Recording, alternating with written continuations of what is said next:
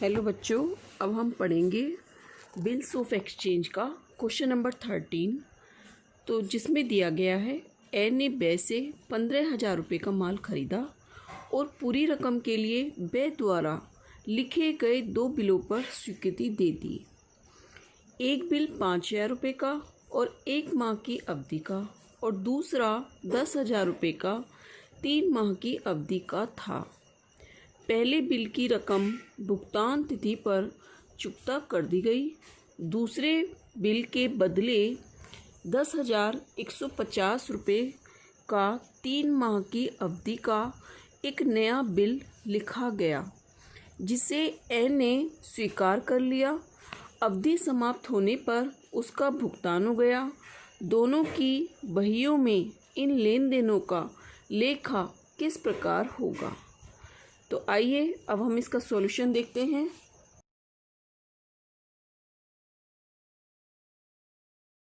तो देखिए, अब हम देखते हैं क्वेश्चन नंबर 13 का सॉल्यूशन। तो इसमें दिया गया है कि ए ने बे से 15,000 रुपये का माल खरीदा। ए ने बे से खरीदा है, तो ड्रायर कौन है? बी है। और ड्रायर कौन है? हमारा बी है। और ड्राई कौन है? हमारा ए है। ठीक है, अब हमने क्या किया? A debit to sales account 15,000 रुपये और ये बनाएगा purchase account debit to B 15,000 रुपये। इसके बाद देखिए, कहता है कि पूरी रकम के लिए बे द्वारा लिखे गए 2 बिलों पर स्वीकृति दी गई। यानी 15,000 रुपये का माल बेचा है और 2 बिलों की स्वीकृति प्राप्त की है। तो हम लिखेंगे first B R account debit 5,000 रुपये।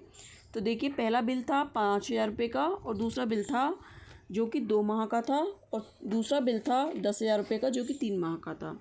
तो first B R account debit 5,000 और second B R account debit 10,000। ठीक है, 2A कितना हो गया? 15,000 रुपये।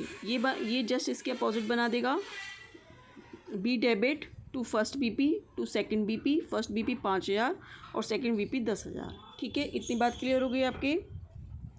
सेकेंड बात वो कहता है पहले बिल की रकम भुगतान तिथि पर चुकता कर दी गई। तो देखिए, जब इसके पास कैश आएगा, भुगतान होगा, तो इसके पास क्या आ जाएगा? बी के पास कैश और इसके पास से क्या चला जाएगा? बी आर चला जाएगा, फर्स्ट बी आर। तो cash account debit to first B R और ये बनाएगा बी पे अकाउंट डेबिट टू कैश। कितना? 5,000 रुपये। अब देखिए, हम नेक्स्ट आगे एंट्री देखते हैं। वो कहता है कि दूसरे बिल के बदले 150 रुपये का 3 माह की अवधि का एक नया बिल लिखा गया, 150 रुपये का। और फर्स्ट बिल हमारा, सेकंड बिल हमारा कितने का था? 10,000 का। इट मीन्स अगर दूसरा बिल लिखा है तो हमारा यानी सेकंड बिल डिसऑनर हुआ है। तो सबसे पहले हम डिसऑनर की एंट्री बनाएंगे।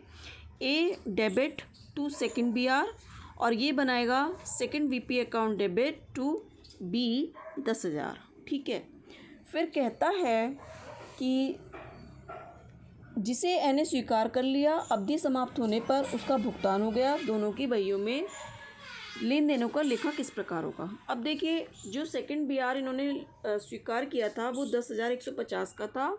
यानी जो 150 रुपीज़ थे, 150 रुपीज़ थे, वो इंटरेस्ट के थे। तो हम पहले इंटरेस्ट चार्ज की एंट्री बनाएंगे। क्या? ए डेबिट, इसको ए को बी को क्या होगा? वो मिलेगा, इंटरेस्ट मिलेगा, यानी इसका प्रॉफिट है। तो किससे मिलेगा? ए से मिलेगा। तो ये ड्यू की एंट्री बनाएगा for interest, sorry, A debit to interest और इसको हानि होगी तो ये एंट्री बनाएगा इंटरेस्ट डेबिट टू बी। ठीक है, ड्यू की एंट्री बन गई 150 रुपये। अब नया बिल इसको मिलेगा, किसको? बी को मिलेगा।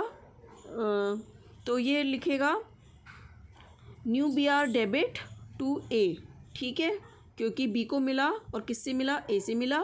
ये बी को नई बीपी देगा, तो BP account debit to new BP 10,150। ठीक है, उसके बाद वो कहता है कि अवधि समाप्त होने पर उसका भुगतान हो गया। तो जैसे भुगतान होगा तो इसके पास कैश आ जाएगा, cash account debit to new B R और new BP account debit to cash, payment की एंट्री बन जाएगी। तो ये आपका क्वेश्चन हो गया। बहुत ही सिंपल क्वेश्चन था, कुछ नहीं था।